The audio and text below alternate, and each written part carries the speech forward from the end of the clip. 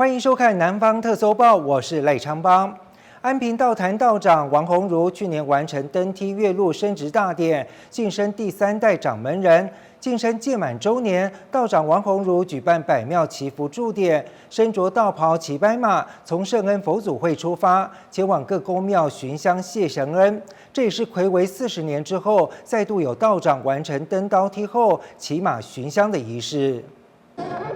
安平道坛道长王鸿儒在去年完成登刀梯挑战，正式晋升为安平道坛第3代掌门人。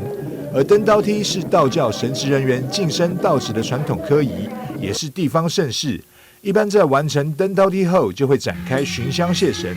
但之前因为疫情的关系，才将仪式延至周年举办。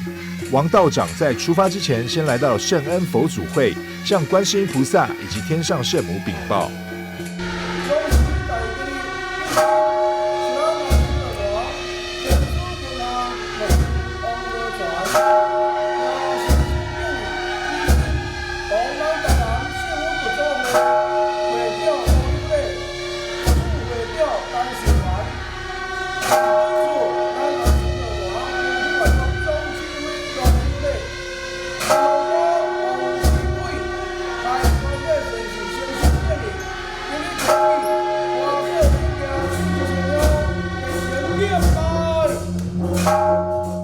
今仔日咱伫遮做一个起点，因为咱台南省务组会也是咱的这个卢会长就是咱顶厝咱这新乡拜庙的总指挥啦甲咱支持甲咱爱护安尼嘛甲咱牵架。那今仔日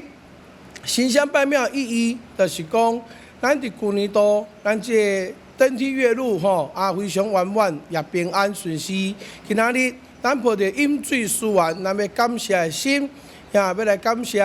着咱立位众良神咱敬拜这个神奇，甲咱爱护护持，互咱圆满。所以今仔日要敬谢。这个观世音菩萨，我一个印象够深啊，特别甲交代伊无子摕了的时阵这10冬内一定爱去拜头推，搁再来做一个迄个层次的升级晋升的这个典礼安尼所以伫这个9冬。当伊下9冬的时阵来完成这个任务啦，所以我身为这个做业总指挥的这个，我感觉足欢喜这次的仪式见证了道长世家的传承，彰显家训道德品行，取之有道，也抱着感恩之心，倡导饮水思源。道长王鸿儒也前往各庙行3跪9叩大礼，并在巡香后举办华宴谢神。这项道教的宗教盛事也吸引许多民众前来观礼。记者张硕维台南报道。名列世界3大嘉年华之一的法国尼斯嘉年华，今年出现了代表台湾传统文化的表演团体，来自高雄地狱殿的吉圣堂八家将。虽然一度面临时间和经费的问题，但是在各方的努力之下，最后终于成团出国。而在南法的尼斯等3个城市演出，广受法国人的欢迎。回到台湾之后，向记者分享他们这段旅程的点滴。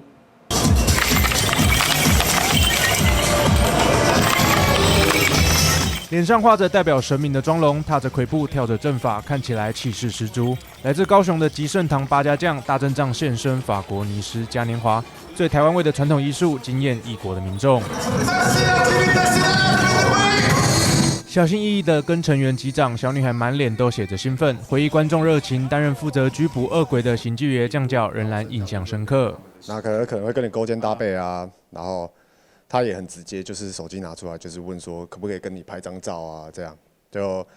有点像是那种怎么讲？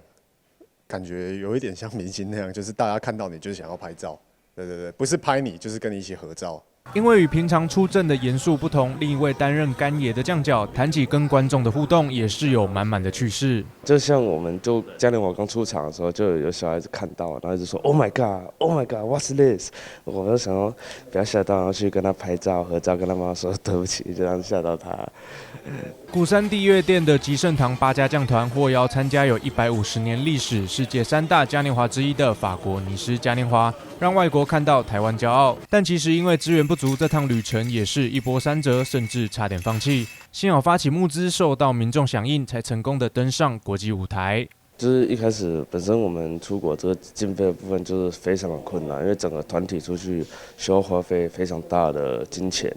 然后时间去统筹这整个，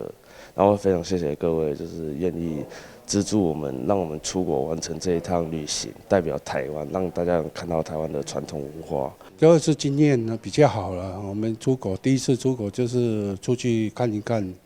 有这个经验嘛，蛮荣幸的啊，对，然后。其实不太会有压力，因为就觉得说要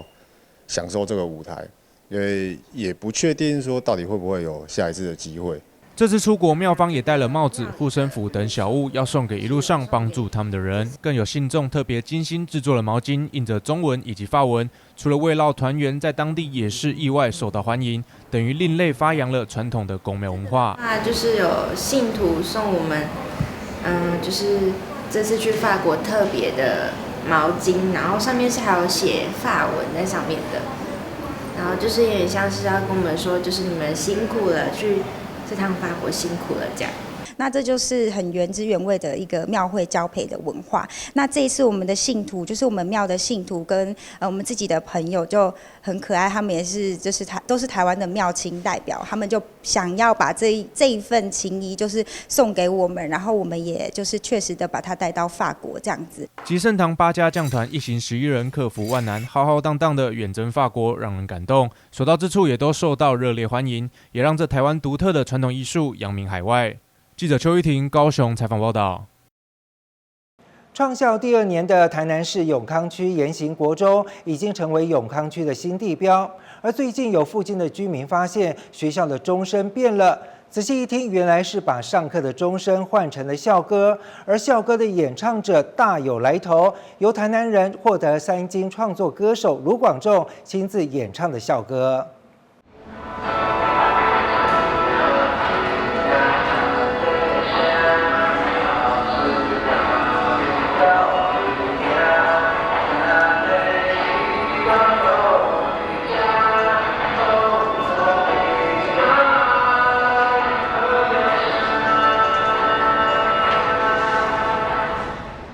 下课钟声一响，学生走出教室，但是仔细听听钟声，是卢广仲的声音。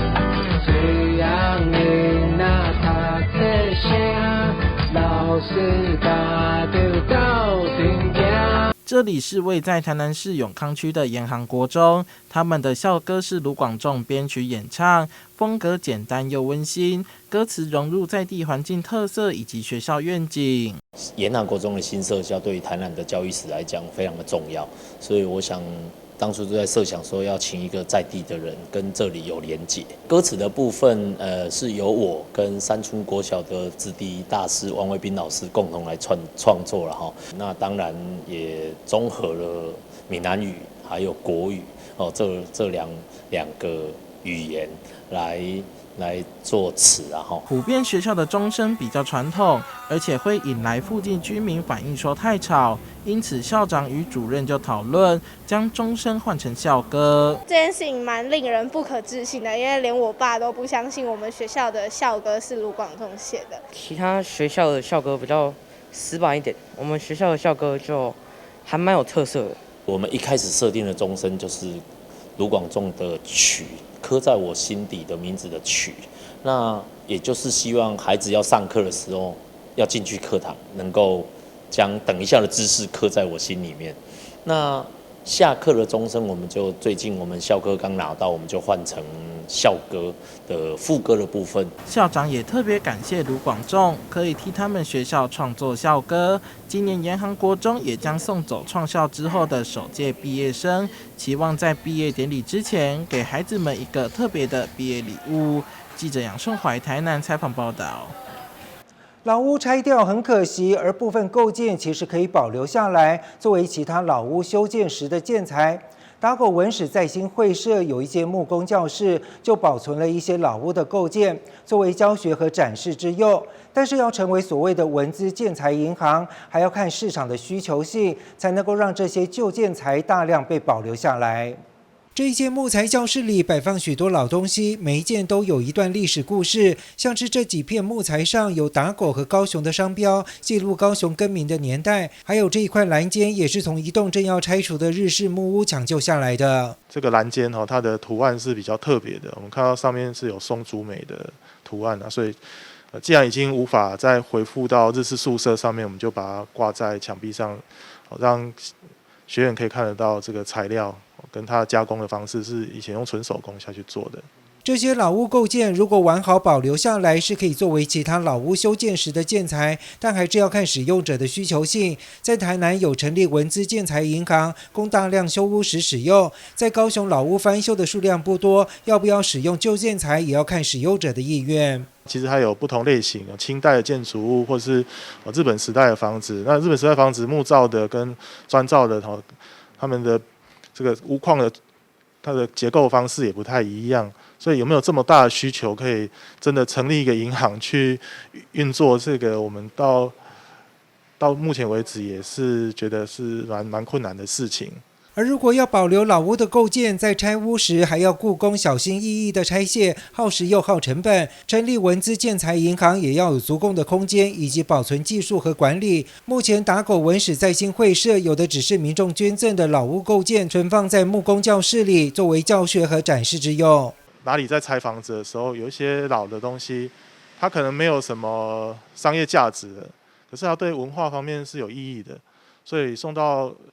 非营利组织来做展示，这是我们最起码觉得可以做得到的事情。在拆除中好好的被完整的拆下来之后，能够做一个收藏，然后这个收藏的地方能够集中在一个区块里面，然后未来也许有一天它是用得到的。文资建材银行只是老屋构建的中继站，文史工作者最大的愿望就是老屋能够原地保留，就不会有构件四散的问题。但老屋如果抵触都市计划，就有可能被征收拆除，或屋主不愿意保存而拆除，成为老屋保存不易的盲点。不是说你早期规划的计划道路规划下去你就非开不可，然后牺牲掉这些很可贵的一些古迹保存的问题。保存的观念上，从法令、从民间的这个一般人的思维上，如果都能够有的话，那这些建材它其实不需要去，我们就不需要那么担心它可能变成垃圾，变成进垃圾掩埋场去成为废弃物了。随着都市发展，空间越来越不够用，老屋也慢慢被市场淘汰。如何让这些具有历史意义的老屋持续发挥它的价值，为城市保留一些具有历史意义的物件，还需要公司部门一起来努力。记者黄冠维、赖昌邦高雄报道。台南市有一名康姓男子在去年因为车祸造成颜面骨折，虽然经过抢救之后在生命稳定，却发现了失去嗅觉和味觉，而且因为眼底骨折造成眼睛外观不太自然。后来经过安南医院复合混成手术室重建颜面骨之后，才保住了患者的颜值，而且恢复了嗅觉和味觉。台南市立安南医院整形外科主任王冠志表示，一般颜面骨的骨折，大部分都是外伤或车祸造成。常见的症状例如颜面肿胀、变形，严重者甚至会改变视觉、咬合或者颜面触觉等。其中关键就是颜面骨重建相当的细微，两边颜面骨头的高度差异不能超过 0.2 公分。我们现在在做颜面骨骨折，其实是非常精细的部分，因为颜面骨只要超过 0.2 公分的差异，大家会觉得它的不对称性，甚至有时候会有一些功能性的影响，包含像是我们眼底的骨折，如果你没有处理，有时候可能会有一些复视，或者是我们眼位高低的一个变化，让人家觉得就是一个不自然的情形。所以我们现在引进了这样的一个复合式的手术的一个操作，可以让我们的手术更精细，而且更精准的达到我们调教的高度，跟我们包含我们骨板的置放的一个安心性，还有精准性这对我们安南区的居民而言是一个非常好的一个消息，而且也可以提供我们更好的一个利器，可以治疗这样颜面骨的骨折。例如康先生虽然第一时间以抢救为主，不过后来因为眼睛肿胀，加上失去嗅觉与味觉，后来才发现是眼睛底骨的骨折。透过安南医院复合混成手术室影像系统的辅助，才保住患者的颜值，而且恢复嗅味觉。那时候就是除了脸就是眼睛的部分肿了很严重以外，那个时候因为可能是受到冲击的关系，那一阵子短暂的时间，大概嗅觉跟味觉基本上都是不见的。那所以因为有这个症状才会想说，是不是应该要尽快的去找医生来做救治？因为我怕如果拖久的话，神经损伤如果是变成永久，对自己也不太好这样子。颜面骨手术因为脸部肌肉与神经的构造复杂，加上一般都不想在脸部留下疤痕，因此透过口内或者眼睑下等小伤口来复位或者定位。因为要在小伤口中执行，因此困难度也较高。记者林根台南报道。一群平均73岁的长辈，在舞蹈老师林淑珍的带领之下，也展现全新的自信风采。中嘉宽屏3冠王双子星为了回馈在地，推动社区公益，在今年2月开始和中西区5条港里合作，展开系列活动。其中舞蹈 MV 班就预计用10堂课的时间，打造台南在地超龄舞团，并且完成 MV 的制作。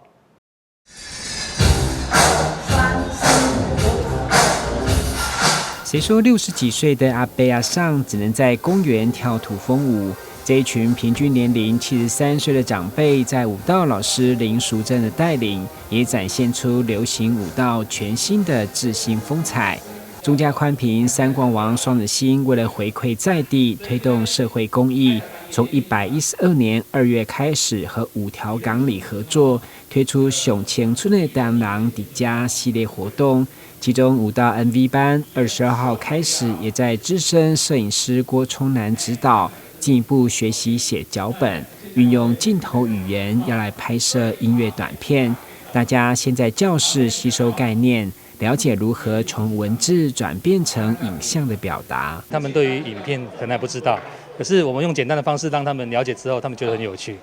对，然后我也觉得，他们这样子运作之后哈，让他们生活上也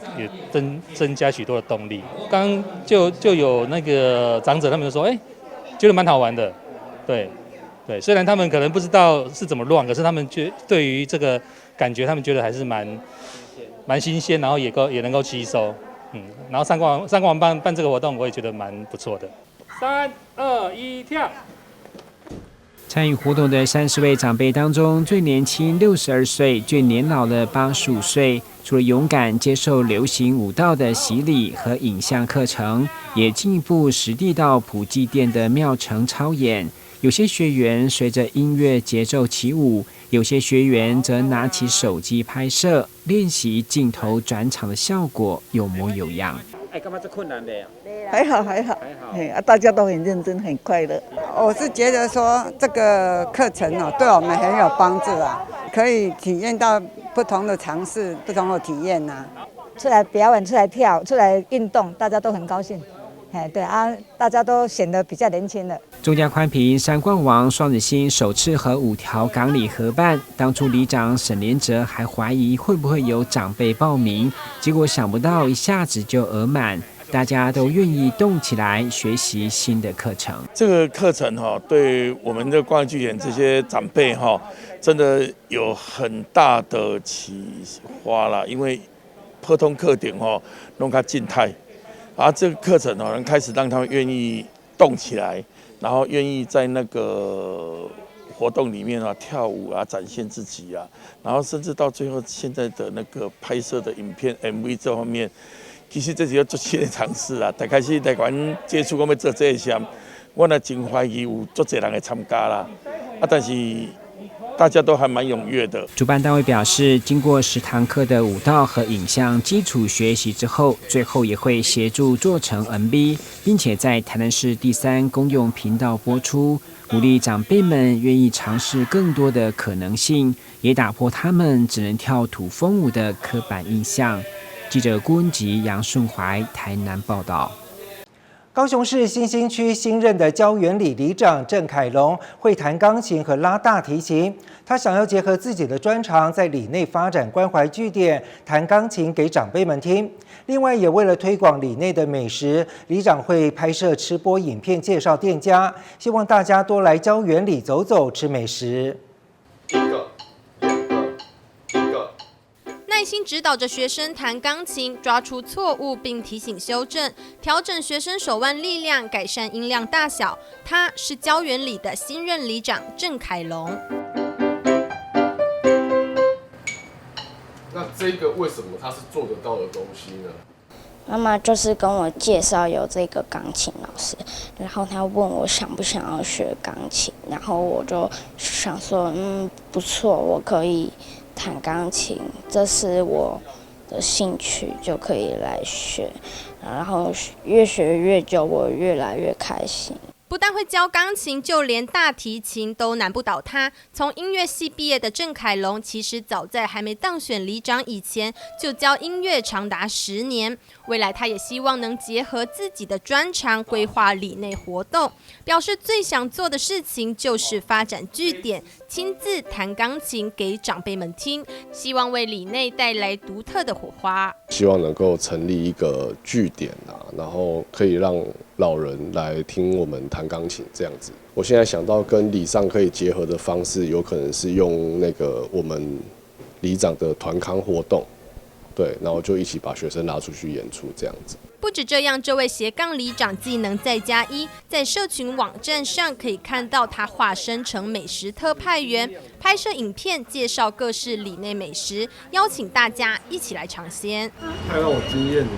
我每天经过这里，只知道来这里喝咖啡，都不知道这里的轻食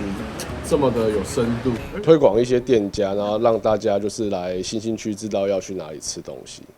对，因为我觉得我们这边缺少一些所谓特色的商店美食，但可能他们很好吃，只是没有去介绍。由于郑凯龙里长的生日将至，区长等人特地前来祝贺。对于新兴区有这么多新任里长加入，区长说：“这次有32个里，有5位里长，真的都非常的年轻哈。那也取代了就是旧的思维跟旧的一些想法哈。那我想新兴区以后会更加的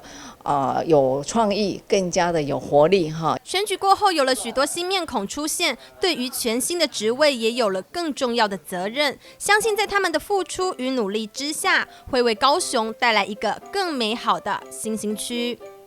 记者邱玉婷、庄淑婷高雄采访报道。在高雄有一间40年历史的唱片行，老板黄登志除了对古典音乐来着迷之外，更拥有相当多的黑胶唱片。虽然实体唱片已经不如以往兴盛，但是还有不少的复古爱好者，也让这个地方呢成为许多爱乐人的秘密基地。黑胶唱片中传出阵阵的怀旧曲目，仔细一看封面，还是难得一见凤飞飞年轻时的样貌。原来这是高雄一间已经有40多年历史、硕果仅存的老唱片行。不仅如此，里面丰富的 CD 黑胶典藏，更是让来寻歌的民众惊艳，宛如找到城市里的大秘宝。哦，不简单呢。过金发，